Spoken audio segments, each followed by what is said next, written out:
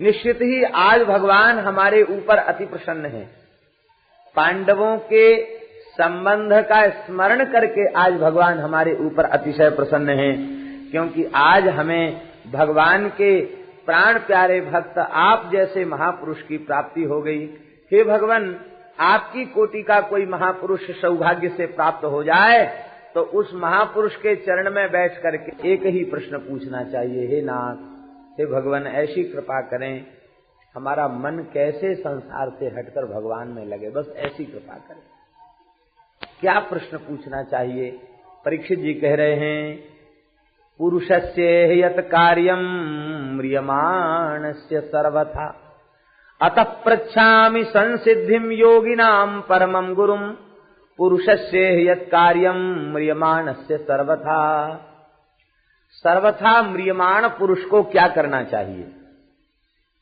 सर्वथा प्रकार अर्थ में थाल होता है, इसका अर्थ होता सब प्रकार से जो मरने मृत्यु की ओर अग्रसर हो रहा है उसे क्या करना चाहिए?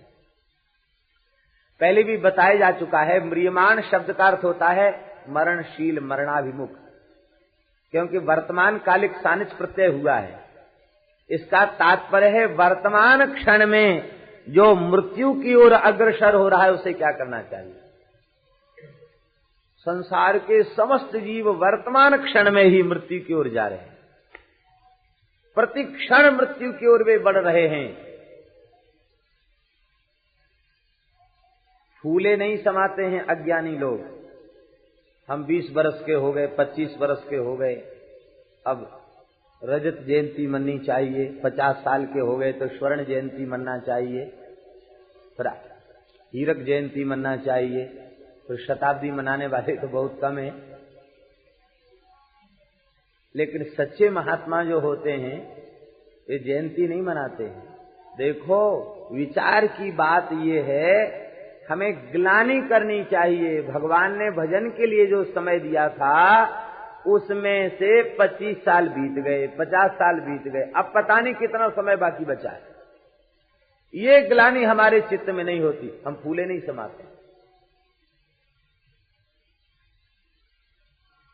अब जन्म की बात तो छोड़ दो, अब तो सुना है कि लोग अपने विवाह की भी जयंती मनाने लग गए हैं। पता नहीं किस प्रसन्नता में मनाते होंगे कि इतना देव दुर्लभ मनुष्य शरीर प्राप्त करके संसार को भोगते भोगते हमने इतना समय बिता दिया। क्या इस खुशी में वो मनाते हैं? पता नहीं। ये कितने अज्ञान की सीमा है, विचार करें। ग्लानि होना चाहिए। भगवान के भक्त तो मृत्यु के अंतिम क्षण तक सावधान रहते हैं। हमारे पूज्य श्री खाकचौक वाले महाराज जी एक बड़ी सुंदर कथा सुनाते थे, बार बार सुनाते थे। कहीं कोई जयंती का हल्ला मचता तो जरूर सुनाते कथा। कहते कि एक महात्मा गंगा किनारे रहते थे, तमाम लोग उनके पास दर्शन करने आते और सायंकाल को थोड़ी देर बैठ करके लोगों की जिज्ञासाओं का समाधान करते थे। लोग उनसे सत्संग करने आते। तो उस गांव में एक वेश्या की पुत्री भी रहती थी। वो बकरा से बड़ा प्रेम करती थी, बकरा चराती थी। तो बकरा लेके कभी कभी वो भी आ जाती और कहती कि बाबा, सब लोग आपसे प्रश्न पूछते, मैं भी एक प्रश्न पूछूं? का पूछो। बोले, आपकी दाढ़ी अच्छी कि हमारे बकरे की दाढ़ी अच्छी? महात्मा बेचारे महात्मा थे, उनकी दाढ़ी पूरी नहीं आई थी, छोटी थोड़ी दाढ़ी थी बकरे जैसी। इसलिए वो व्यंग में कहती थी कि हमारी दाढ़ी, हमारे बकरे की दाढ़ी अच्छी कि आपकी दाढ़ी अच्छी? महात्मा शांत भाव से कहते, बेटी समय आने पर उत्तर दूंगा। आखिर होते होते महात्मा का मृत्यु का काल निकट आ गया। लोग भगवान नाम संकीर्तन कर रहे थे, आप रुग्ण अवस्था में पड़े हुए थे, मृत्यु का क्षण निकट ही था। आपने लोगों से कहा, लोगों ने पूछा, महाराज आपकी कोई इच्छा हो तो बताएं। बोले, हाँ एक इच्छा है, इस गांव में रहने वाली अमुक जो बेटी है उसको बुलाओ। लोगों ने कहा, महात्मा तो सदा दूर रहते थे, मृत्यु के क्षण में वेश्या की पुत्री को क्यों बुला रहे हैं? चलो कोई बात नहीं, बुला रहे हैं, उनकी इच्छा पूरी किया जाए। वो आई। आते ही आपने कहा, बेटी तेरे प्रश्न के उत्तर देने के लिए मैं रुका हुआ हूं। क्या?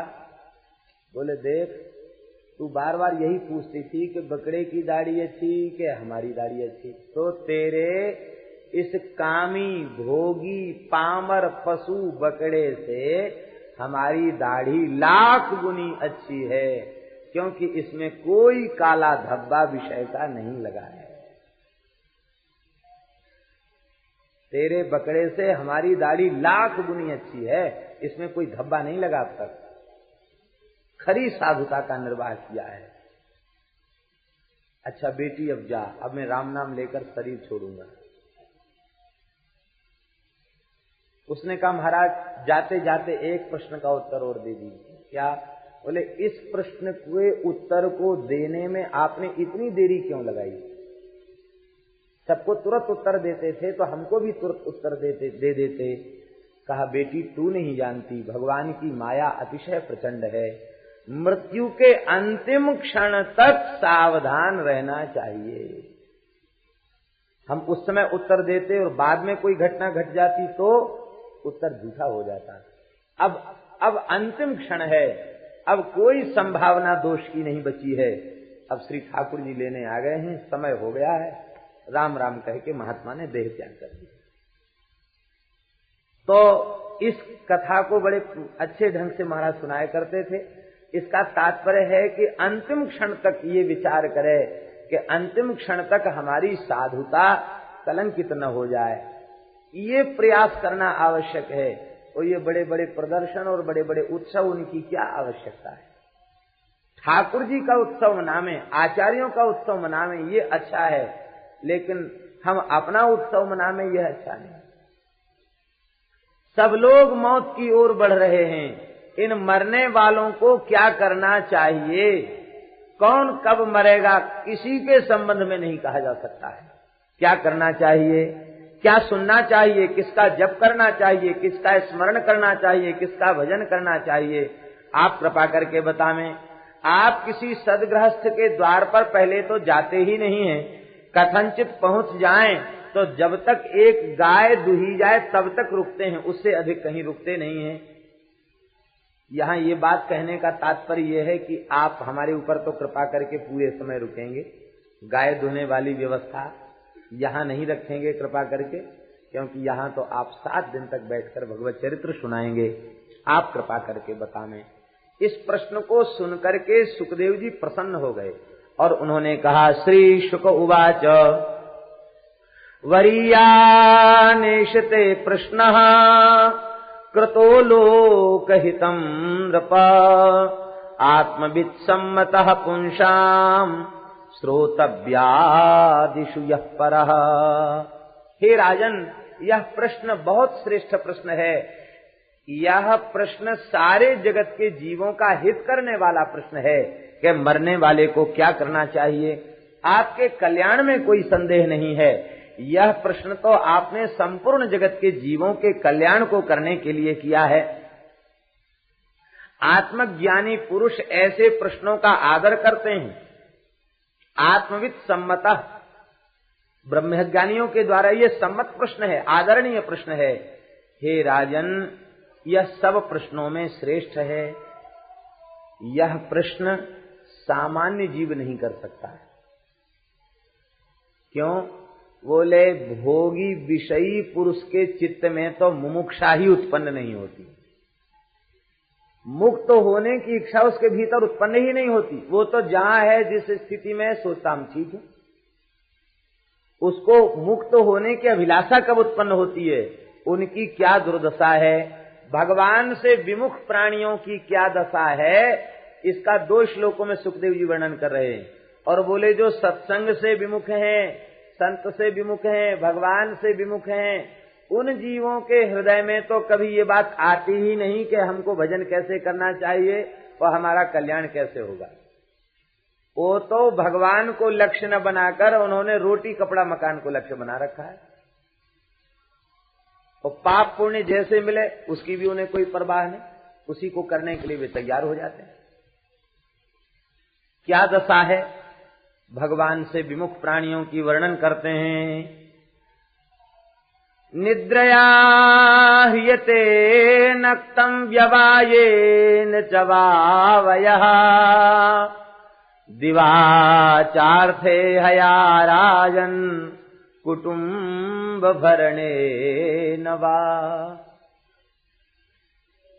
संपूर्ण रात्रि सोने में व्यतीत हो जाती है अथवा भोगों में व्यतीत हो जाती है। देखिए, व्यतीत हो जाए इतना ही नहीं, कई बार तो इतना आलस्य हम लोगों में भर जाता है कि वो रात बीतने के बाद भी, पूरी रात सोने के बाद भी संतोष नहीं होता। और हम लोग कहते कि अरे अभी तो सोए थे, सवेरा हो गया, आज तो बड़ी जल्दी सवेरा हो गया। तो क्या सवेरा जल्दी हो गया? समय में एक अंश का, एक पल का, एक घटी का, एक विपल का भी परिवर्तन नहीं हुआ। समय तो निश्चित है। रात्रि के समय पर रात्रि हो गई, सवेरे के समय पर सवेरा हो गया, संध्या के समय पर संध्या हो गई। समय घटा बढ़ा नहीं, लेकिन हम इतने प्रमादी हो गए कि रात भर सोने के बाद भी हम कहते जल्दी सवेरा हो गया। ये दशा है। सोने में पूरी रात बीत गई, भोग में बीत गई, और अब दिन हुआ तो दिन में थोड़ी देर भगवान का स्मरण करने सोने। दिवाचार थे हया, धन कमाने के अभिलाषा में पूरा दिन व्यतीत हो गया। अरे भाई, परिवार के पोषण के लिए धन कमाना भी जरूरी है, तो धन कमाना जरूरी है, लेकिन सबसे ज्यादा जरूरी है भगवान का भजन करना। वो जरूरी काम छोड़ दिया। अब चलो धन कमा के लौटे तो संध्या के समय भी हाथ पैर धोकर या स्नान करके पवित्र हो करके भगवान के घर, अपने घर में ठाकुर जी को खोल करके सुंदर धूप आरती करके ठाकुर जी की, और प्रेम से थोड़ी देर कीर्तन कर लें, शब्द ग्रंथों का श्रवण कर लें। इतना भी नहीं, उसके लिए भी समय नहीं बचा। कुटुम्ब भरणे नवा, धन कमाने से बचा हुआ समय परिवार के साथ आमोद प्रमोद में, उनके भरण पोषण में वो सारा समय चला गया। परमार्थ का चिंतन करने के लिए एक क्षण का भी समय उसके पास नहीं। कुटुंब के भरण पोषण में सारा समय व्यतीत हो गया। ऐसी उनकी दशा है।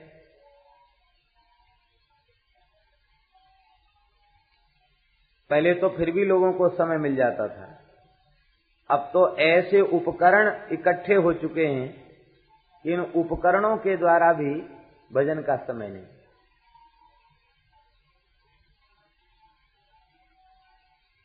दास की तो बहुत आयु नहीं है, लेकिन फिर भी जब ये सन 82 या 83 या तक की बात है, या 85 तक की बात भी है, बिहारी जी दर्शन करने जाते तो प्रायः घरों में आरती होती हुई दिखाई पड़ती।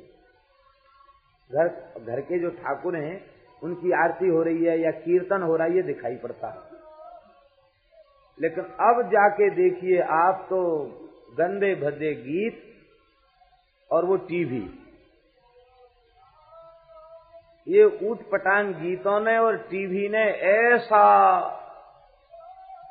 अधर्म फैलाया है चारों ओर कि जहां देखो वहां जो कुछ बचा खुचा समय था वो सब ये चलचित्रों को देखने में, ये मिथ्या चरित्रों को, ये गंधर्व नगर है, इस गंधर्व नगर के देखने में सारा समय चला है। पूज्य श्री धर्म संघ वाले गुरुजी से किसी ने पूछा कि गुरुजी संस्कृत में ये जो एंटीना है इसको क्या कहते हैं? तो गुरुजी बोले इसका नाम है कलित ध्वज। कलित ध्वज माने कलयुग का झंडा है, जिसके घर पे लग गया समझ लो कलयुग का साम्राज्य हो गया उसके घर पर। कलयुग ने अपनी ध्वजा फहरा दी उसके घर पर। है भी बात ऐसी ही, चित्त के ऊपर ऐसे दुष्प्रभाव उत्पन्न कर देता है ये कि वह चित्त फिर भगवान के भजन में नहीं लग सकता।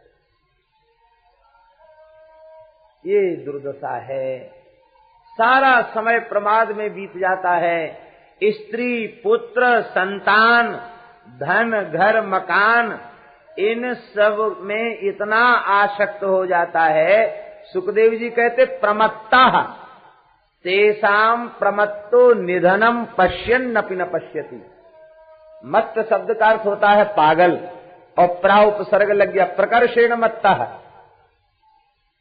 स्वाभाविक रूप से कोई पागल हो गया तो उसकी चिकित्सा संभव है, और है बहुत चतुर और पागल का अभिनय कर रहा है तो उसकी चिकित्सा कहां तक संभव है? उसकी चिकित्सा संभव नहीं। चिकित्सा करने पर भी वो अभिनय करेगा तो पागल ही रहेगा। तो कहने के लिए तो बड़ा बुद्धिमान है, बड़ा चतुर है, लेकिन पागलपने का काम कर रहा है। ये इसके देखते देखते न जाने कितने लोग मर गए, कितने बालक मर गए, कितने जवान मर गए, कितने बूढ़े मर गए, और अपने कितने सगे संबंधियों को इसने कंधा दिया, लेकिन इसके बाद भी इसे मृत्यु का बोध नहीं हुआ और ये भगवान के भजन में नहीं लगा। इससे बड़ा पागलपन और क्या होगा? कितना भारी पागल हो जाता है कि फिर निधनम पश्यन अपि, मृत्यु को देखता हुआ भी नहीं देखता है। श्मशान तक जाने में कई बार भले आदमी बहुत अच्छी चर्चा करते हैं, अरे देखो इतना बड़ा आदमी था, कुछ नहीं गया साथ में, मर गया, मरना ही सच्चा है, और कोई ऐसा यत्न कर लेना चाहिए कि मृत्यु सुधर जाए। ऐसी बातें वे लोग करने लग जाते हैं कि उनकी बात कहीं कोई सुन ले, कोई भोला भाला महात्मा, तो वो तो यही समझेगा कि अब ये लोग लौट के घर नहीं जाएंगे, ये सब या तो ऋषिकेश चले जाएंगे या वृंदावन चले जाएंगे या चित्रकूट चले जाएंगे, भजन करेंगे, क्योंकि अब इनको मृत्यु का ज्ञान हो गया। लेकिन नहीं, जैसे ही उसमें आग लगी मुर्दा में, अभी वो पूरा जल भी नहीं पाया कि सबको घड़ी देखने लग जाते हैं, कहते चलो चलो भाई चलो, बहुत काम है, घर का काम देखना है, मरने वाला मर गया, अब अपना काम देखो। ये पागलपन। तेसाम प्रमत्तो निधनम पश्यन्नपि न पश्यति। इसलिए महात्माओं ने बताया है भजन क्या है? मौत का स्मरण करना, मृत्यु की याद रखना ही भजन है। मृत्यु की याद भूल जाएगी तो भजन नहीं होगा, मृत्यु याद रहेगी तो भजन होगा। श्री अग्र स्वामी जी महाराज कहते हैं, अगर भजन आतुर करो जोलो या घट श्वास, नदी किनारे रूखड़ा जब तब होए विनाश। श्री अग्र स्वामी जी कहते हैं कि नदी की कगार पर लगे हुए रूख से, रूखड़ा से, वृक्ष से कोई पूछे अजी आप कितने दिन रहेंगे, तो वृक्ष क्या कहेगा? कब एक झोंका जल का आया, कब एक तेज लहर आ गई कि बस गिर जाएगा, बह जाएगा। ऐसे ही मृत्यु रूपी सरिता के तट पर लगा हुआ यह मनुष्य शरीर रूपी कगार पर लगा हुआ यह वृक्ष कब गिर जाएगा, कब ध्वस्त हो जाएगा, ये नहीं कहा जा सकता। इसलिए अगर भजन आतुर करो, व्याकुल होकर के भजन करो, क्योंकि जौलो या घट श्वास, जब तक घट में श्वास है तब तक ही भजन संभव है। नदी किनारे रूखड़ा जब तब होए विनाश। तब भजन में एक प्रश्न बहुत बाधक है, क्या? लोग कहते हैं महाराज भजन करें कि अभी तो बहुत काम बाकी है, ये काम करें। जब हमारी सब व्यवहारिक जीवन की सारी समस्याएं जब सुलझ जाएंगी तब हम भजन करेंगे। ऐसा आज तक कोई मनुष्य उत्पन्न नहीं हुआ जिसकी सारी समस्याएं सुलझ गई हों। सारी समस्याओं का समाधान तो भगवान का भजन है। समस्याएं हमारे द्वारा इकट्ठी की गई हैं और हमारे ही हाथ में उनका समाधान है। अगर कहाँ लग थेगरी दीजे फाटे आभ, अग्र स्वामी जी कहते अगर कहाँ लग थेगरी दीजे फाटे आभ, कपड़ा फट जाए तो दूसरे कपड़े को लगाकर थेगरी चढ़ा करके उस कपड़े को ठीक किया जा सकता। बादल फटने लग जाए तो उसको थेगरी चढ़ा करके पूरा नहीं किया जा सकता। जैसे आकाश अनंत है ऐसे ही समस्याएं अनंत हैं। कहां तक थेगरी चढ़ा चढ़ा करके उनको पूरा करोगे, वे पूरी होने वाली नहीं है। इसलिए सर्वम त्यक्त्वा हरिम भजे, सब छोड़ के भजन में लग जाए। स्वाभाविक रूप से जो हो उसे करे, कर्तव्य से विमुख न हो, कर्तव्य का पालन करे, लेकिन मुख्य कर्तव्य भगवान के भजन को माने। अगर कहाँ लग थेगिरी दीजे फाटे आभ, आग लगनते झोपड़ा जो निक्षय सो लाभ।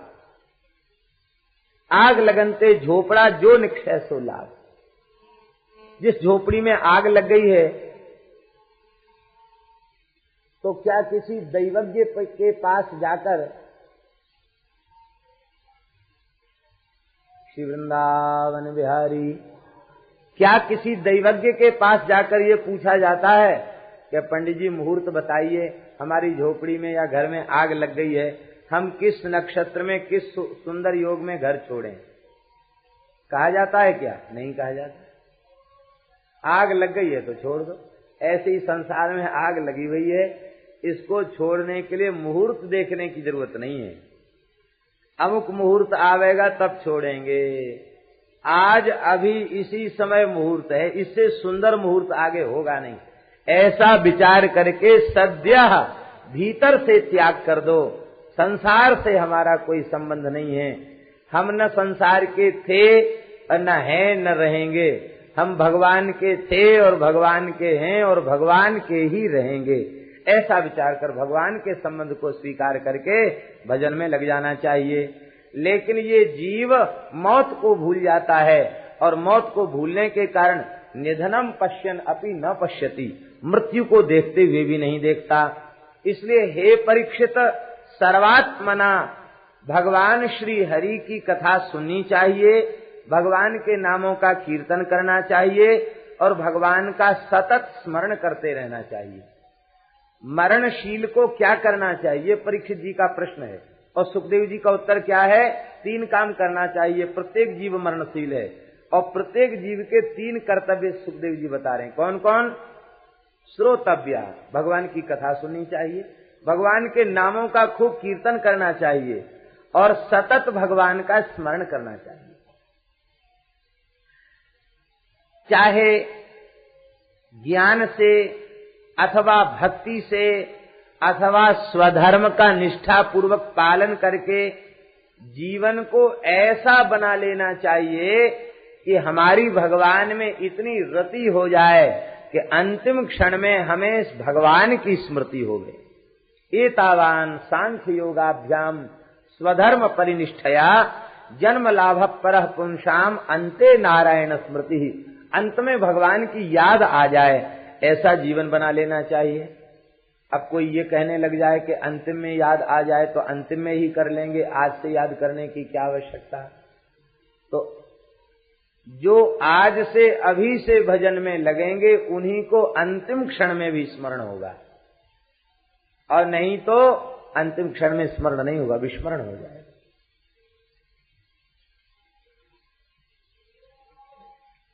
एतावान सांख्य योगाभ्याम स्वधर्म परिनिष्ठया जन्म लाभ परः पुंसाम अंते नारायण स्मृति। अब यदि कोई ये बात कहे कि आज से भजन में तो लग गया और शरीर का कोई प्रारब्ध ऐसा आ गया मृत्यु के काल में कि अचेतन स्थिति आ गई, मूर्छावस्था आ गई, बात पित्त कफ का जोर हो गया, सन्निपात हो गया और कुछ शुद्ध नहीं रह गई, शुद्ध बुद्ध नहीं रह गई, और उस समय हम भगवान का स्मरण नहीं कर पाए, तो क्या संपूर्ण जीवन का किया गया भजन व्यर्थ हो जाएगा क्या? नहीं। नामाश्रयी भक्तों के लिए भगवान ने आश्वासन दिया है। कथनचित मृत्यु के काल में ऐसा अवसर आ जाए कि वे मेरा स्मरण न कर सकें, तो मैं स्वयं उन नामाश्रयी भक्तों का स्मरण कर लेता हूं।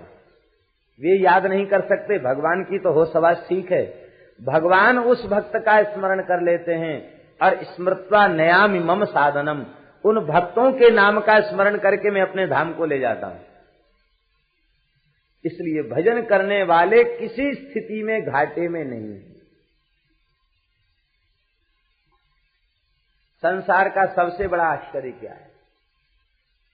सबसे बड़ा आश्चर्य संसार का यही है, सुलभम भगवन नाम जिह्वाच वशवर्तनी तथापि नरकम यान्ति किमाश्चर्यमतः परम। भगवान का नाम अति सुलभ है, जिह्वा वशवर्तनी है, जो चाहते हैं वही बोलते हैं हम, जो हम चाहते हैं जिह्वा वही बोलती है। इसका तात्पर्य है जिह्वा हमारे वश में है, फिर भी हमें नरक जाना पड़ रहा है। इससे भारी आश्चर्य और क्या हो सकता है? ये भगवान के नाम की बहुत बड़ी महिमा है। श्री कुलशेखर आलवार जी ने तो भगवान से प्रार्थना की है, हे भगवान, अंतिम क्षण का हमें भरोसा नहीं, इसलिए आप ऐसी कृपा कीजिए, आज ही हमारा मन रूपी राजहंस आपके चरण कमल रूपी पिंजड़े में बैठ जाए। कृष्ण त्वदीय पद पंकज पंजरान्ते अद्यैव मे विशतु मानस राजहंसः प्राण प्रयाण समये कफवात पित्तैः कंठावरोधन विधौ स्मरणं कुतस्ते। बात पित्त कफ के जोर से आपकी याद नहीं कर पाऊंगा, इसलिए आज ही हमारा मन रूपी राजहंस आपके चरण कमल रूपी पिंजड़े में बैठ जाए। और जिनका मन भगवान के चरण कमलों में बैठा है, ये कैसी भी स्थिति में हो, बस उनके कल्याण में कोई संदेह नहीं। एक सत्य घटना हम सुना में, एक वृंदावन के प्रेमी भक्त थे, सदगृहस्थ, अब वे भगवत धाम जा चुके। उनको रोग हो गया, कैंसर, भीतर कोई घाव हो गया, उसके लिए छाती का ऑपरेशन करना पड़ा। बहुत बड़ा ऑपरेशन था, डॉक्टरों ने छाती चीर के धर दिया और उनके मुख से शब्द निकल रहा है। उस स्थिति में राधा कृष्ण श्री वृंदावन, राधा कृष्ण श्री वृंदावन जो ऑपरेशन कर रहे थे, उनके रोमांच हो गया सुनकर कि आज तक बड़े बड़े ऑपरेशन किए, ऐसा मरीज नहीं देखा जिसको पूरी तरह बेहोश किया जा चुका है। फिर वृंदावन और राधा कृष्ण कहां से आ रहे हैं इसकी जगह पर। कुछ बोलता था तो उन्हें सुनने का प्रयास किया, कान लगा के सुना तो यही सुनाई पड़ा उनको, राधा कृष्ण श्री वृंदावन। सफल हो गया ऑपरेशन और बाद में फिर बहुत दिन के बाद उन्होंने शरीर छोड़ा और भजन करते करते शरीर छोड़ा। तो कहने का तात्पर्य यह है कि चित्त की स्थिति, जहां चित्त की आसक्ति होगी, वो मूर्छित अवस्था में भी वहां की स्मृति चित्त में बनी रहेगी। इसलिए ऐसा प्रयत्न कर लेना चाहिए कि हमारी भगवान में आसक्ति हो जाए। और देखो, जितने अंश में शरीर और संसार के संबंध से आसक्ति रहेगी, उतने ही अंश में हम भगवान के प्रेम से वंचित रहेंगे। और परिपूर्ण आसक्ति जिनकी संसार की समाप्त हो चुकी है, उनका परिपूर्ण प्रेम भगवान के चरण कमलों में हो जाता है। हे राजन, यह श्रीमद् भागवत महापुराण वेद तुल्य है। अपने पिता भगवान व्यास के चरणों में बैठकर के हमने इसका अधिगम किया है।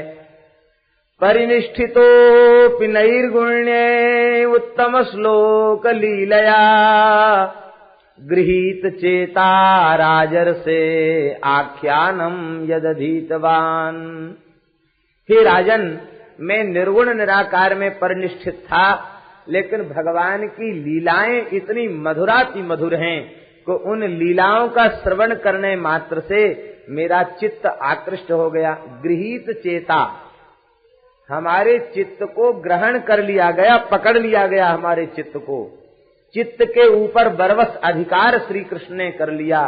और फिर मैंने यह दिव्य चरित्र श्रवण किया। गृहीत चेता राजर्षे आख्यानम यदधीतिवान। अब आप विचार कर लें भगवान में कितनी सामर्थ्य है। जो ज्ञानी अपने ज्ञान के बल पर देह, इंद्रिय, मन, बुद्धि, चित्त, अहंकार की सत्ता को भी समाप्त कर देते हैं, अपने ज्ञान के बल पर अपने निर्विशेष स्वरूप में स्थित हो जाते हैं, ऐसे परम ज्ञानी सुखदेव के भी चित्त को चुरा लिया। चित्त का अस्तित्व जहां समाप्त हो चुका है, वहां चित्त को चुरा लिया। आप लोग कहेंगे जब चित्त का अस्तित्व ही समाप्त हो गया तो चुरा क्या लिया गया? इसका तात्पर्य है लौकिक विषय को ग्रहण करने वाले चित्त की समाप्ति हो चुकी है, लेकिन अलौकिक श्री कृष्ण के नाम रूप गुण को ग्रहण करने वाला चित्त थोड़ी समाप्त हुआ है। श्याम सुंदर जब कृपा करते हैं तो वह प्रेममय रसमय चित्त प्रकट हो गया और उस चित्त को इन्होंने चुरा लिया। वस्तुतः भगवान निर्मल हृदय पर अधिकार कर लेते हैं। वृंदावन में श्री मधुसूदन पाद सरस्वती पधारे, यमुना स्नान करके भजन करने बैठे, प्रणव का जप कर रहे थे, ओम ओम ओम।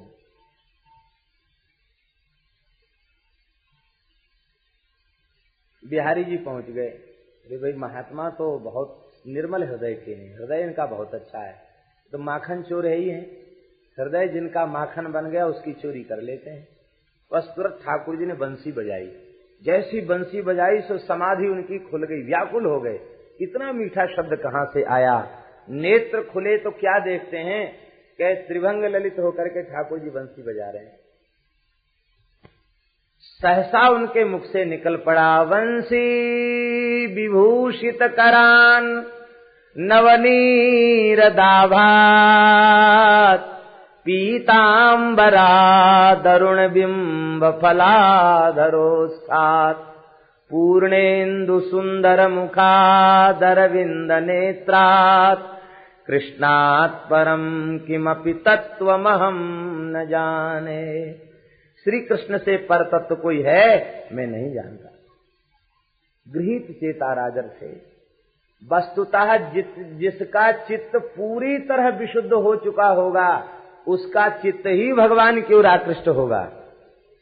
और कोई अपने को बड़े से बड़ा ज्ञानी कहता है, लेकिन भगवान की लीलाओं के प्रति यदि उसका आकर्षण नहीं है, नाम रूप लीला के प्रति उसका प्रेम नहीं है, भगवान में प्रेम नहीं जगा है,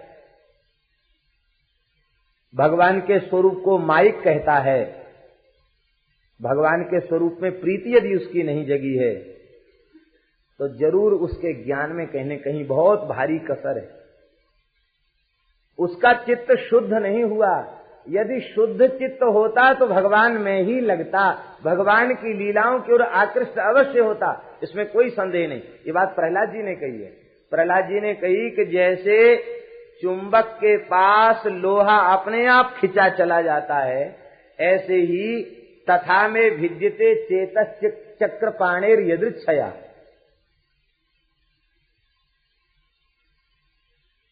वैसे ही हमारा चित्त वरवश आकृष्ट हो रहा है। शुद्ध लोहा न हो तो चुंबक की ओर आकृष्ट नहीं होगा। मिलावट हो तो उतना बड़े, और बढ़िया शुद्ध लोहा हो चिपक जाएगा उससे। ऐसी शुद्ध चित्त भगवान की ओर आकृष्ट होगा, और चित्त शुद्ध नहीं होगा तो भगवान की ओर आकृष्ट नहीं होगा। ये पूर्ण चित्त शुद्धि का प्रमाण है। सुखदेव जी कहते, हमारे चित्त को भगवान ने चुरा लिया और हमने इस दिव्य आख्यान को श्रवण किया। आप तो भगवान के महान भक्त हैं, आपको तो गर्भ में ही भगवत साक्षात्कार हो चुका है। आपकी तो सतीमती है। सतीमती कौन है? जो भगवान में लग जाए उस मति को सतीमती कहते हैं। आप तो सद्बुद्धि वाले महापुरुष हैं। देखो, संसार के समस्त महात्माओं ने एक स्वर से निर्णय कर दिया, एतन्निर्विद्यमानानाम इच्छताम अकुतो भयम योगिनाम नृपनिर्णीतम हरेर्नामानुकीर्तनम। एक स्वर से समस्त संतों ने निश्चय कर दिया। क्या कहते? जीव के कल्याण का एकमात्र उपाय है भगवान नाम संकीर्तन। नाम संकीर्तन प्राथमिक साधन नहीं है। कोई प्राथमिक साधन माने नाम संकीर्तन को तो ये नामापराध है। प्राथमिक साधन नहीं है। नाम संकीर्तन सर्वोच्च साधन है जीव के कल्याण, सबसे सरल साधन है। हरेर नाम हरेर नामैव केवलम कलौ नास्तेव नास्तेव नास्तेव गतिरन्यथा। कलयुग में भगवान नाम को छोड़कर दूसरी गति नहीं। आजकल के कई लोग कहने लग जाते हैं कि अरे नाम क्या है, ये तो प्राइमरी साधन है, ये प्राथमिक साधन नहीं है, सर्वोच्च साधन है।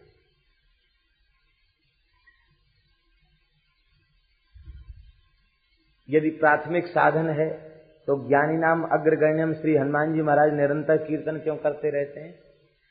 हनुमान जी के संबंध में तो संत कहते हैं यदरोम कूपे ध्वनिमुल्ल संतम श्री राम जय जय राम। एक एक रोम के छिद्र से स्वर निकलता हनुमान जी के, श्री राम जय जय राम। निरंतर कीर्तन करते रहते हनुमान जी। नारद जी से बड़ा कोई महात्मा होगा, ज्ञानी होगा? नारद जी निरंतर कीर्तन करते रहते हैं। सुखदेव जी तो कीर्तन भक्ति के आचार्य हैं। वैयास के कीर्तन भक्ति के उच्च स्वर से भगवान नाम रूप गुण का प्रेम पूर्वक उच्चारण करना, इसी का नाम है कीर्तन। कीर्तन भक्ति के आचार्य हैं। सनकादिकों से बड़ा कोई समर्थ ज्ञानी महापुरुष होगा? वे सनकादिक उनके संबंध में कहते हैं सदा वैकुंठ निलया हरि कीर्तन तत्पराः लीलामृत रसोन्मत्ता कथा मात्रेक जीविना। निरंतर कीर्तन करते रहते, हरिशरणम हरिशरणम हरिशरणम कीर्तन करते रहते हैं। तो यदि ये प्राथमिक साधन होता तो सर्वोच्च सिद्धावस्था पर प्राप्त महापुरुष, जीवन मुक्त नित्य मुक्त महापुरुष निरंतर नाम संकीर्तन का आश्रय क्यों लेते? ये साधन भी है और साध्य भी है, सबसे श्रेष्ठ साधन है। देखो, नाम जप श्रेष्ठ है, लेकिन जप की अपेक्षा कीर्तन और अधिक श्रेष्ठ है। उसका कारण बोले जप से स्वगत लाभ तो मिल रहा है, अपना लाभ हो रहा है जप से, लेकिन कीर्तन से क्या लाभ है? कीर्तन से अपना लाभ तो हो ही रहा है। महा महिमामय भगवान नाम जब जिह्वा से प्रकट होता है तो जहां तक नाम प्रतिध्वनित हो रहा है, जहां तक नाम का गुंजन हो रहा है, वहां तक के चराचर के जीव भगवान नाम का महादान प्राप्त करके कृतार्थ हो रहे हैं, कृतकृत्य हो रहे हैं। इसलिए नाम संकीर्तन को नाम जप से भी श्रेष्ठ कहा गया। 10-5 वैष्णव जहां मिले तो चर्चा न करें, बस कीर्तन करें। 2-4 वैष्णव जहां मिल जाएं बैठकर कीर्तन करने लग जाएं। और एकाकी जब हम चलते फिरते हो तो उसमें भगवान के नाम का जप करें। तो कीर्तन जो है वो भगवान का शब्द जहां तक जाता है वहां तक के जीव भगवान नाम के दान को प्राप्त करके कृतार्थ हो जाते हैं। इसलिए एतन निर्विद्यमाना नाम इच्छताम अपतो भयम योगिनाम नृपनीतम हरेर नामानुकीर्तनम। देखो राजन, प्रमादी पुरुष को बड़ी से बड़ी आयु मिल जाए तो भी वह अपना कल्याण नहीं कर सकता। देवताओं की जैसी आयु मिल जाए तो भी कल्याण नहीं कर सकता। और जो प्रमाद शून्य व्यक्ति है वो थोड़े समय में ही अपना कल्याण कर लेता है। आपके पास तो भगवान की दया से 7 दिन का समय है। सूर्य वंश के खट्वांग नाम के राजा थे, उनके पास केवल 2 घड़ी का समय बचा था। 2 घड़ी माने 48 मिनट, 24 मिनट की एक घड़ी होती, केवल 48 मिनट का समय शेष था उनके पास। इंद्र ने कहा तुम्हारी आयु केवल 48 मिनट शेष है। राजा प्रमाद शून्य था, राजा ने तुरंत राज्य को अपने पुत्र दीर्घबाहु को दिया और स्वयं सरयू जी के किनारे आकर कीर्तन करने लग गया खट्वांग राजा। और कीर्तन करते करते भगवत धाम चला गया। अब 2 घड़ी में कुछ समय पुत्र को राजा बनाया, सब छोड़ के वहां गया तो कुछ समय तो बीत गया होगा, थोड़ा सा ही समय बचा, उसी में कीर्तन करके अपना कल्याण कर लिया।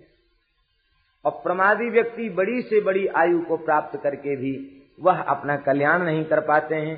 इसलिए प्रमाद ही मृत्यु है। प्रमाद को छोड़ करके भजन में लग जाए। असंगता रूपी खड्ग से आसक्ति का छेदन कर दे। आसक्ति ही बंधन है। सब कुछ त्याग कर पवित्र तीर्थ में चला जाए, एकांत स्थल में बैठ करके और बड़े प्रेम से भगवान नाम का अभ्यास करे, प्रणव का जप करे।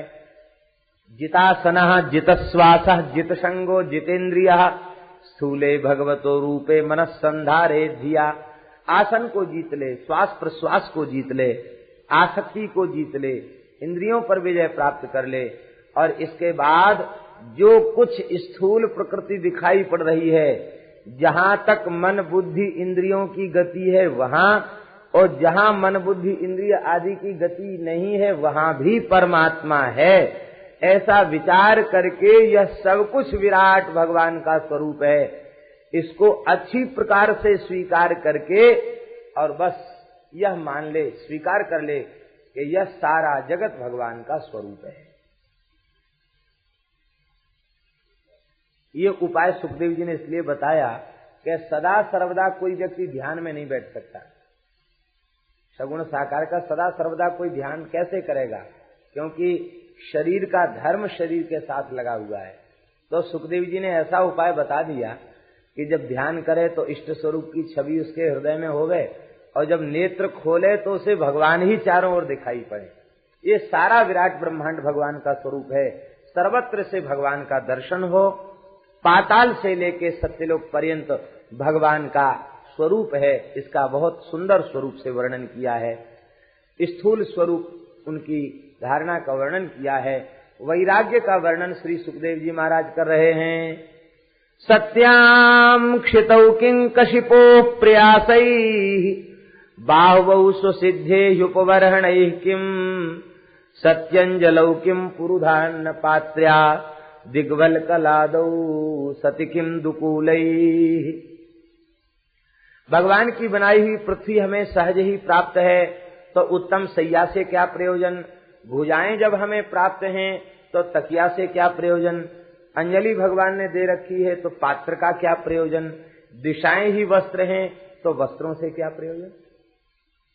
ये वैराग्य सुखदेव जी की कोटि का वैराग्य है। सुखदेव जी इसी कोटि के विरक्त महात्मा है। एक सूत का धागा शरीर पर नहीं। दूसरी कोटि की बात कह रहे हैं। चीराणि किम पथि न संति दिशंति भिक्षाम।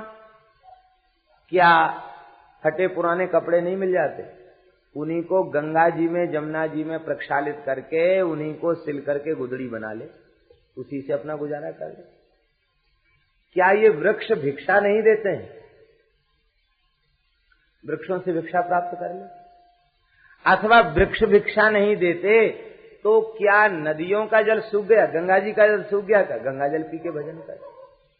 मान लो कोई कहे कि सरितोप्य शुष्यन, नदियां भी सूख चुकी हैं, तो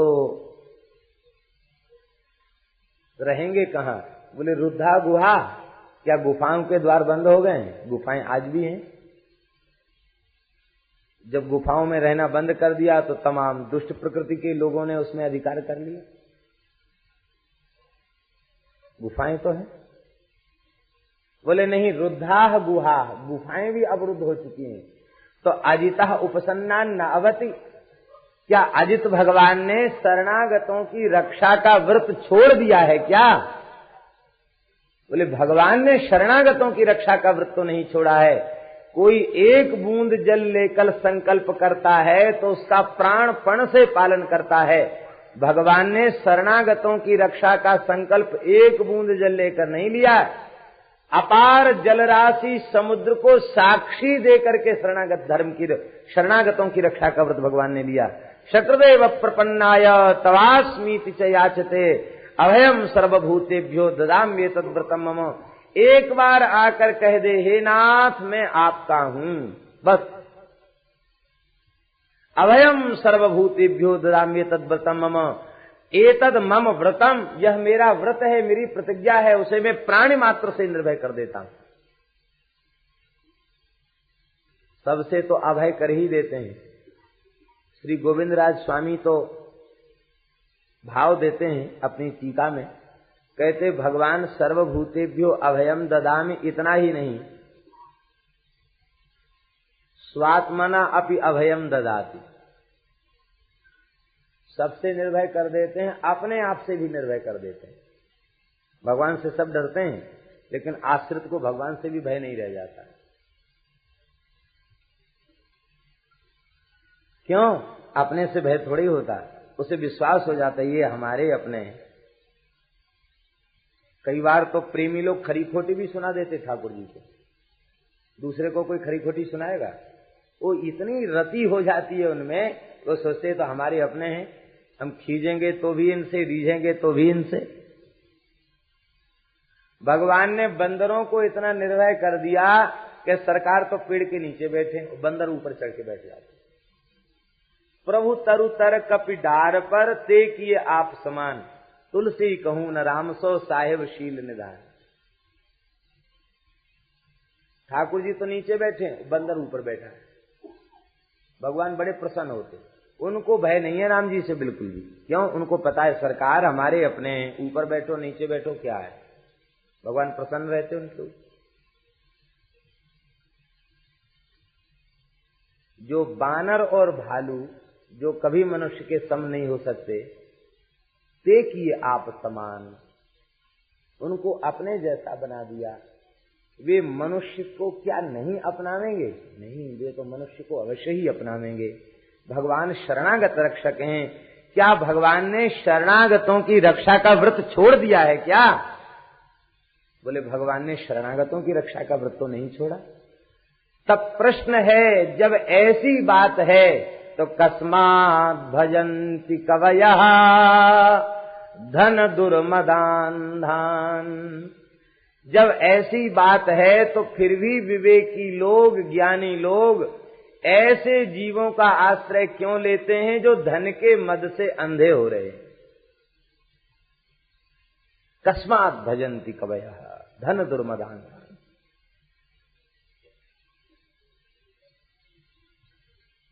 इसका तात्पर्य आप लोग यह मत समझ लेना कि जल पी के गुजारा करना पड़ेगा, पत्ता चबाना पड़ेंगे, ऐसी बात नहीं है, या गुफाओं के दरवाजे बंद हो जाएंगे। इसका तात्पर्य है कि भगवदाश्रित भक्त को संसार की किसी वस्तु की आवश्यकता का अनुभव ही नहीं होता। बिना अनुभव के ही ठाकुर जी सब आवश्यकताओं को पूरा करते हैं, प्रचुर से प्रचुर मात्रा में पूरा करते हैं। झूठे त्याग की इतनी महिमा तो सच्चे त्याग की कितनी महिमा। केवल स्वीकार कर लिया गया कि हम शरण में हैं, तब इतनी महिमा हो गई। श्री वल्लभाचार्य जी ने बड़ा सुंदर भाव दिया। वो कहते, चांडाली राजपत्नी चेत राज्ञा चैवाव मानिता। किसी चांडाली को राजा स्वीकार करके अपनी रानी बना ले और फिर राजा उसका तिरस्कार कर दे तो का क्षतिर भवे, उस बेचारी चांडालनी की क्या क्षति हुई। किसी चांडाल कन्या को राजा ने रानी बना लिया और रानी बनाने के बाद अब उसकी निंदा होने लगी, अरे राजा तो बड़ा इसने ऐसे उस चांडाली को अपना लिया। तो राजा ने उसको त्याग दिया। तो वो पहले भी झाड़ू लगाती थी, उसने उठाई झाड़ू, सफाई करने में जुट गई। अब राजा के कान में बात पहुंची, अरे महाराज, ये तो राजा पहले तो उस बेचारी को रानी बना लिया, अब धक्का दे करके अब वो बेचारी रोड पर झाड़ू लगा रही है। कान में खबर पहुंच गई राजा की। राजा ने उसको बुलाया, कहा देखो हम तुझे स्वीकार कर चुके हैं, अब तू रोड पे झाड़ू लगाएगी तो हमारी बदनामी होगी, इसलिए हम वृंदावन धाम में तेरी कुटिया बनवाए देते हैं, वहां प्रेम से रह के भजन करना और मौज से रहना, सब खान पान की व्यवस्था हम तुम्हारी कर देंगे, तुम प्रेम से भजन करना। क्यों ऐसे ऐसे भटकोगे तो हमारी बदनामी होगी। तो श्री वल्लभाचार्य जी कहते, हम जीव तो चांडाली के समान थे, भगवान के लायक नहीं थे, लेकिन भगवान शरणागतों को स्वीकार करते। हम शरण में आए, अब हम आ गए तो अब आपको भरण पोषण करना ही पड़ेगा, क्योंकि अब हम संसार के धक्के खाएंगे तो हमारी बदनामी नहीं, आपकी बदनामी होगी। देखो पहले अपना लिया, अब बेचारा दर दर ठोकर खा रहा है। तो लगता है इसी भय से आपने अपने आश्रितों को वृंदावन में निवास दे दिया है, ब्रजभूमि में निवास दे दिया। कहते बस प्रेम से यहाँ आनंद से मस्त रहो, भजन करो, ऋषिकेश में, वृंदावन में, अयोध्या में रह के भजन करो। भगवद आश्रित जीव उसे चिंता नहीं करनी। अजगर करे न चाकरी, पंछी करे न काम, दास मलू का यों कहें सबके दाता राम। नाम विशंबर विश्व जियावे, साँझ विहान रिजक पहुँचावे। देहि अनेकन मुख पर ऐने, अवगुण करे सुगुण करि माने। गरुआ ठाकुर है रघुराई, कह मलूक क्या करे बड़ाई। कहते हम कहाँ तक बड़ाई करें, सबके घर में राशन पानी भेजने वाले भगवान हैं। चींटी से लेके हाथी तक राशन पासन भेजने वाले भगवान हैं। तो आश्रित की उपेक्षा कर देंगे क्या? उपसन्नान न अवति, आश्रितों की रक्षा नहीं करेंगे क्या? भोजनाच्छादने चिंताम वृथा कुर्वन्तु वैष्णवाः योसौ विश्वम्भरो देव सभक्तान किमुपेक्षते। जो भगवान विश्वम्भर हैं वे क्या अपने आश्रित की उपेक्षा कर देंगे? इसलिए इस चिंता को त्याग कर भगवान का भजन करना चाहिए। किसी धनी मानी पुरुष के लालच में पड़ करके उसके सारे पर नहीं नाचना चाहिए, भगवान के सारे पर नाचो। महाराज नटवर लाल थारी नचायो नाचू, भगवान के नचाए नचना चाहिए, संसार के नचाए नहीं नाचना चाहिए। श्री सुखदेव जी महाराज वर्णन कर रहे हैं, हे राजन, तस्मात् सर्वात्मना राजन हरिः सर्वत्र सर्वदा श्रोतव्यः कीर्तितव्यश्च स्मर्तव्यो भगवन् नृणाम्।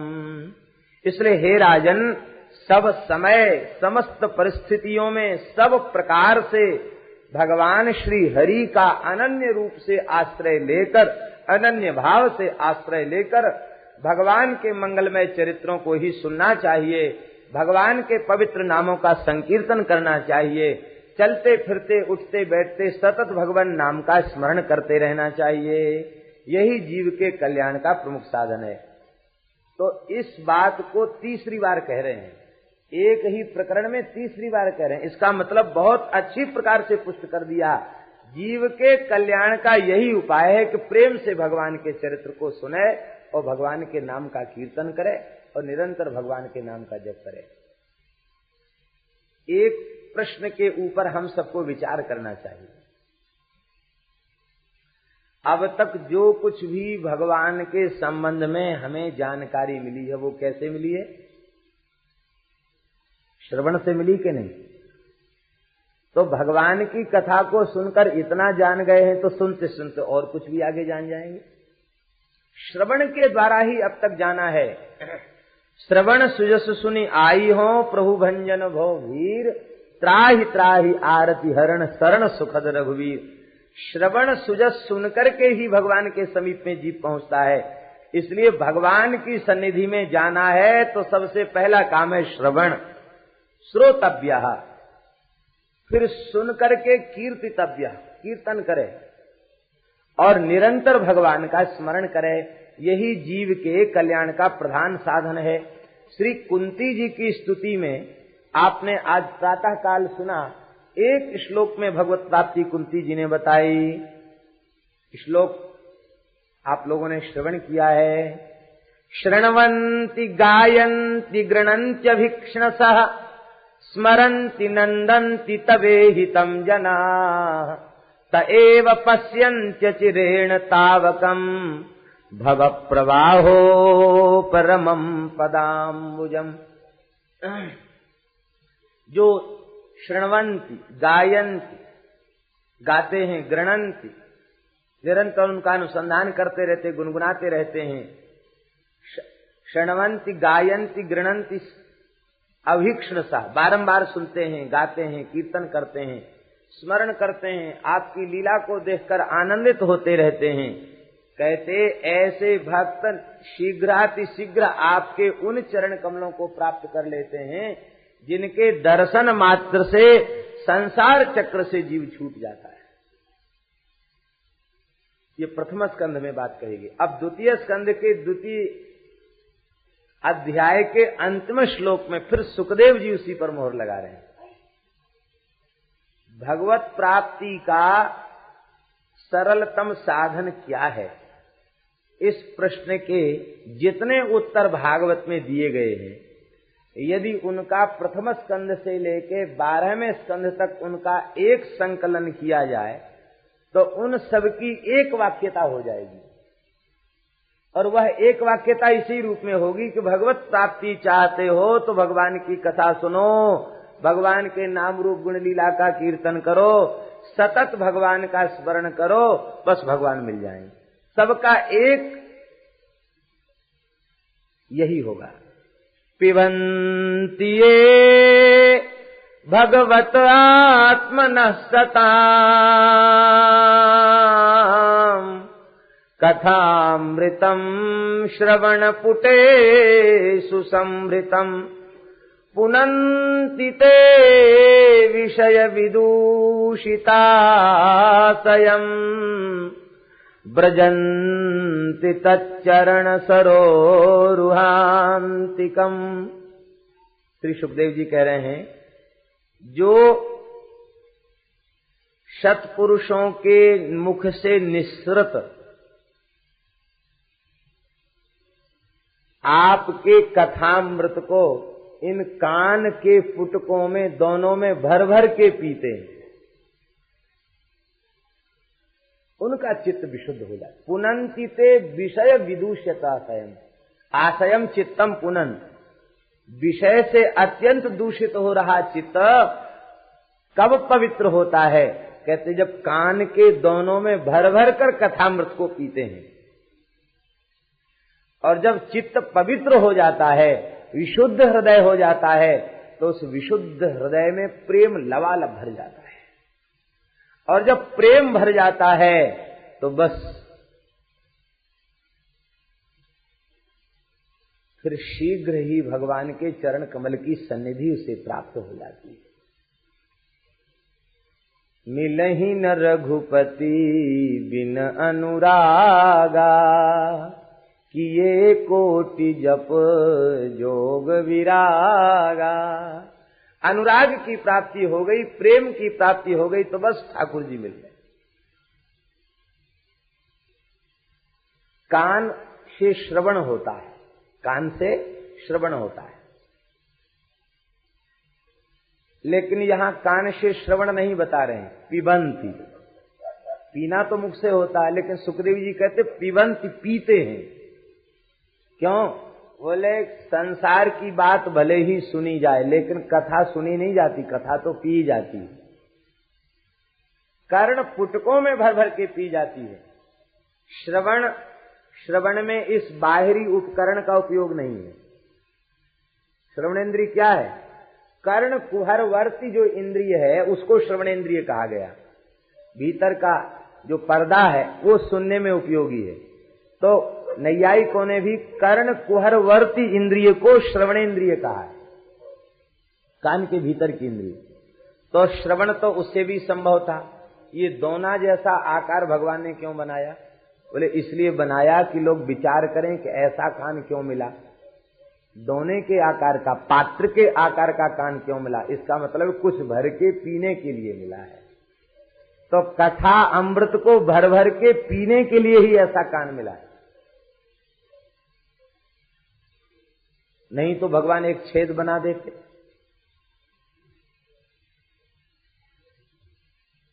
तो भी तो काम चल जाता। अथवा भगवान तो सर्वसमर्थ हैं। देखो सर्प को भगवान ने आंखों से सुनने की शक्ति दे दी, सर्प के कान नहीं होते। सर्प का नाम है चक्षुश्रवा, आंखों से सुन लेता। दो काम करता आंख से, देखने का भी काम और सुनने का भी काम। दोनों काम सर्प आंख से ही कर लेता है, उसको चक्षुश्रवा कहते हैं। भगवान ऐसे मनुष्य को भी शक्ति दे देते, आंख से ही देख लेता, आंख से ही सुन लेता। लेकिन भगवान ने कान बनाए और उनको भी पात्र के आकार का बनाया। वो इसलिए बनाया कि इनमें भर भर के पियो। क्या भर भर के पिए? कहते कथामृतम श्रवण पुटेषु संभृतम। इन कर्ण पुटकों में भर भर के कथा रूपी अमृत को पीते हैं। उनका विषय से विदूषित चित्त पवित्र हो जाता है और पवित्र हृदय में प्रेम का प्रकाश हो जाता है। और जब प्रेम का प्रकाश होता है तब क्या होता है? कहते जब प्रेम का परिपूर्ण प्रकाश होता है तो दो की निवृत्ति हो जाती है। दो कौन है? एक शरीर और दूसरा संसार। जब परिपूर्ण प्रेम का प्रकाश होगा तो दो की निवृत्ति हो जाएगी, शरीर और संसार। और शरीर और संसार की निवृत्ति होते ही भगवान का अनुभव होने लग जाएगा। इसीलिए भगवान की प्राप्ति का साधन नहीं है साधन इस बात का है कि शरीर और संसार के प्रति जो अध्यास बना हुआ है वो भूले, उसके भूलते ही भगवत अनुभूति प्राप्त हो जाती। एक संत थे श्री हरिराम बाबा, वृंदावन में विराजते थे, बड़े नाम प्रेमी संत थे, भगवान का साक्षात्कार उन्हें हुआ था, बड़े उच्च कोटि के संत थे। एक घटना तो उनके जीवन में ऐसी घटी, जयपुर में कीर्तन हो रहा था, किसी प्रेमी ने अपने घर में कीर्तन कराया तो तीसरी मंजिल के छत के ऊपर कीर्तन था, पंडाल लगाकर। बाबा को कीर्तन में प्रेमावेश होता था। आपने कहा कि हम ऊपर कीर्तन नहीं कर सकते, भगत के आग्रह पर चले गए। वहां कीर्तन हुआ, बाबा को आवेश आया, हुंकार किया और 3 मंजिल ऊपर से नीचे गिर गए। ये सच्ची घटना है। रोड पर गिरे, पत्थर का रोड बना हुआ है, पुराना शहर तो आपने देखा होगा जयपुर। और जब गिरे तो आपको मूर्छा हो गई, मरे नहीं। लोग उनको मूर्छा से, इनकी मूर्छा कैसे दूर हो, लोग घबरा गए कि इतने ऊपर से गिरे हैं, पधारी गए होंगे। तो किसी संत ने कहा कीर्तन करो तब मूर्छा दूर होगी। तो लोगों ने कहा कीर्तन करो क्या मूर्छा दूर होगी, लेकिन जब कीर्तन किया गया तो उनकी मूर्छा दूर होगी, ठीक हो गए। और 104 वर्ष की आयु में शरीर पूरा हुआ, अंतिम क्षण तक ठीक रहे, उतने ऊपर से गिरने के बाद। बड़े अच्छे महापुरुष थे, सारा जीवन फक्कड़ पने में उन्होंने बिता दिया, बहुत अच्छे संत। तो उन्होंने अपना अनुभव बताया, उन संत ने अपना अनुभव बताया। उनके निकट ही हम लोगों को रहने का, अतिशय निकट रहने का सौभाग्य मिला। तो वो महात्मा ने बताया, हमने एक बार पूछा, मैंने कि बाबा आपको भगवान का अनुभव होता था तो कब होता था, वो किस रूप में होता था, आप बताएं। तो बाबा ने बताया, बोले कि जब हम कीर्तन करते करते प्रेम में डूब जाते और हमें शरीर की सुध बुध नहीं रहती, जब तक शरीर और संसार हमें दिखाई देता तब तक हमको भगवान का दर्शन नहीं होता था। और जब प्रेम में डूबकर हम बिल्कुल भूल जाते, सब कुछ भूल जाते, तब हमको जहां देखते उधर भगवान ही दिखाई पड़ते, दूसरा कुछ दिखाई नहीं पड़ता था। इस बात को उन्होंने बताया। कहते कि जब प्रेम में डूबकर कीर्तन करते तो हमें केवल भगवान दिखाई पड़ते। तो ये अनुभूत बात है संतों के द्वारा। वस्तुतः जब प्रेम का प्रकाश होगा तो शरीर संसार की सुध-बुध भूल जाएगी, और इसकी सुध-बुध भूल जाएगी तो भगवान तो नित्य प्राप्त हैं, वो नित्य प्राप्त भगवान का अनुभव होने लग जाएगा। विभिन्न कामनाओं की पूर्ति के लिए देवी देवताओं की उपासना का वर्णन किया है। इंद्रियों में बल की कामना हो तो इंद्र की उपासना करे, दाम्पत्य जीवन सुखी रहे ऐसी कामना हो तो गौरी शंकर की उपासना करे, विद्या की कामना हो तो शंकर जी की उपासना करे, रूप की कामना हो तो गंधर्वों की उपासना करे।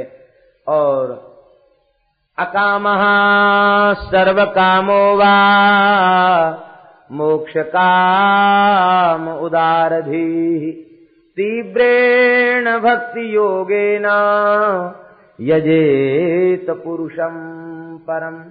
चाहे अकाम हो अथवा सर्व काम हो अथवा मोक्ष काम हो, तीव्र भक्ति योग से भगवान की ही अनन्य भाव से उपासना करनी चाहिए। देवताओं में जो देने की शक्ति है वो भगवत प्रदत्त शक्ति है और सीमित शक्ति है। भगवान में देने की शक्ति असीमित है, क्योंकि भगवान अति उदार है, इसलिए भगवान से ही लेना चाहिए। वैष्णव का धर्म क्या है? वैष्णव का धर्म यह है कि पतिव्रता नारी की तरह वह जो कुछ चाहे वह भगवान से ही चाहे, दूसरे से कुछ न चाहे।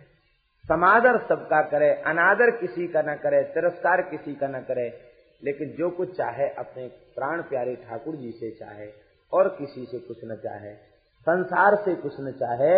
यही भक्त का धर्म है। पतिव्रता नारी अपने पति की इच्छा के विरुद्ध जेठ से और देवर से भी वस्तु ले ले तो भी उसका धर्म नष्ट माना जाएगा। पति की इच्छा के विरुद्ध जेठ और देवर से भी वस्तु ले ले तो भी उसका धर्म नष्ट माना जाएगा। इसी प्रकार पतिव्रता की तरह जो कुछ चाहे वो भगवान से चाहे। और पतिव्रता नारी किसी से कुछ चाहती है तो क्या चाहती है? वो कहती बस हमारे पति का सुहाग बढ़े, पति दीर्घायु हो, इनका मंगल हो, इनमें हमारी प्रीति बढ़े। मांगत तुलसीदास कर जोरे, बसहु राम सिय मानस मोरे। विनय पत्रिका में सबकी वंदना करते, लेकिन मांगते क्या है? भगवान के चरण कमलों में अनुराग। बस यही सबका फल है। सब कर मांगहि एक फल, श्री राम चरण रति हो। भगवान के चरणों में अनुराग हो जाए, बस यही सबका फल है। तो भगवान की ही आराधना अनन्य भाव से करनी चाहिए, क्योंकि भगवान अप्राप्त वस्तु की प्राप्ति कराते हैं और प्राप्त वस्तु की सुरक्षा भी करते हैं। भगवान अपने अनन्याश्रित भक्तों के योगक्षेम का वहन करते हैं। ये विशेषता केवल भगवान में है, इसलिए एकमात्र अनन्य भाव से भगवान का ही आश्रय ले लेना चाहिए। बोलो भक्तवत्सल भगवान की जय। यह प्रसंग सुनकर के श्री शौनक जी अतिशय गदगद भये हैं और कहा, वस्तुतः देह इंद्रिय आदि की सफलता इसी में है कि ऋषिकेण ऋषिकेश सेवनम भक्ति रुच्यते। अपनी समस्त इंद्रियों के द्वारा इंद्रियों के अधीश्वर भगवान का निरंतर अनुभव करे, बस इसी में जीवन की सफलता है। जिसका हृदय भगवत चरित्र सुन करके द्रवित नहीं होता, उसका हृदय क्या है? तदस्म सारं हृदयं बतेदं यद गृह्यमाणैर् हरिनामधेयैः न विक्रियेताथ यदा विकारो नेत्रे जलम गात्र रुहे सुहर्षः। उसका हृदय हृदय नहीं है, वज्रसार का बना हुआ है, औलाद का बना हुआ उसका हृदय है, जो भगवान नाम श्रवण करके, भगवत चरित्र श्रवण करके द्रवित न हो जाए, पिघल न जाए, नेत्रों से जलवर्षा न होने लग जाए, शरीर रोमांचित न हो जाए, उसका हृदय हृदय नहीं वज्रसार का बना हुआ है। और भगवान का चरित्र श्रवण करते करते चित्त द्रवित होता है, सद्या नहीं होता। कथा सुनते सुनते चित्त द्रवित होता है, नाम जपते जपते चित्त द्रवित होता है, कीर्तन करते करते चित्त द्रवित होता है। हाँ, अब बात ऐसी है कि ज्यादा मैला कपड़ा है तो ज्यादा धोना पड़ेगा, कम मैला कपड़ा है तो थोड़ा भी धोने से साफ हो जाएगा। ऐसे ही नाम के सावन सृजन होई, कुमति मैल सब डारे धोई। ज्ञान गुदरी में कबीर जी ने कहा है, नाम के साबुन, नाम का ही साबुन, नाम के साबुन सृजन होई, कुमति मैल सब डारे धोई। सत्संग के जल से प्रक्षालन करते हुए नाम के सावन को खूब रगड़ रगड़ करके लगावे और काया गुदरी को स्वच्छ कर दे। अब गुदरी की कर होशियारी, दाग न लागे देख बिचारी। नाम के आश्रय से काया गुदरी पवित्र हो गई, कथा के आश्रय से पवित्र हो गई। तो अब ये सावधानी करना, इसमें द्वारा दाग न लगे। हरिशरणम, जो निरंतर भगवान के, देखो द्वारा दाग कब नहीं लगेगा? अगर रोज सावन लगेगा तो द्वारा दाग नहीं लगेगा। सावन की बात छोड़ दो। एक महात्मा थे, उनको लोग नेताजी नेताजी कहते थे, बड़े अच्छे साधु थे, बेचारे भोले थे। कभी कभी अखबार देख लेते थे, इसलिए लोगों ने उनका नाम निकाल दिया नेताजी। सुदामा कुटी में रहते थे, बड़े अच्छे संत थे। तो वो कभी अपने कपड़े में सावन नहीं लगाते और कभी न शरीर में सावन लगाते, लेकिन उनका शरीर भी बहुत एकदम साफ और दाढ़ी तो ऐसी चमकती कि जैसे एकदम शुद्ध खिंचे हुए चांदी के तार हैं, बहुत चमकती उनकी दाढ़ी, और उनके वस्त्र भी एकदम चमकते हुए रहते और कभी सावन नहीं लगाते। तो हमने क्या देखा कि वो नहाते थे तो इतना रगड़ रगड़ के नहाते कि शरीर में मैल नहीं चढ़ने पाता। वो कपड़े को एक बार पहनने के बाद फिर इतना रगड़ रगड़ के धोते कि उसमें मैल रहते ही नहीं। तो सावन की बात छोड़ दो, रोज धोया जाए तो भी मैल नहीं रहेगा। ऐसे ही नित्य सत्संग के जल से धोया जाए, नाम जप का सावन लगाया जाए तो दाग लगेगा ही नहीं। छोड़ दोगे तो फिर दाग लग जाएगा। एक बार दाग से मुक्त हो गई काया गुदरी, फिर दाग न लगे। इसका तात्पर्य फिर साधन शिथिल न करे, अंतिम क्षण तक साधन में लगा रहे। सिद्धावस्था को प्राप्त करने के बाद ही साधन का त्याग न करे, भक्ति के साधनों का सदा आदर करता रहे, यही भगवान के प्रेम की प्राप्ति का उपाय है। श्री वृंदावन बिहारी लाल की। राजर्षि परीक्षित ने सृष्टि विषयक प्रश्न किया है और इस सृष्टि विषयक प्रश्नों का समाधान करते हुए श्री सुखदेव जी ने आगे उत्तर दिया है। अब सृष्टि विषयक प्रश्नों का क्या उत्तर देते हैं, इसकी चर्चा हम कल के प्रसंग में करेंगे। श्री वृंदावन बिहारी लाल।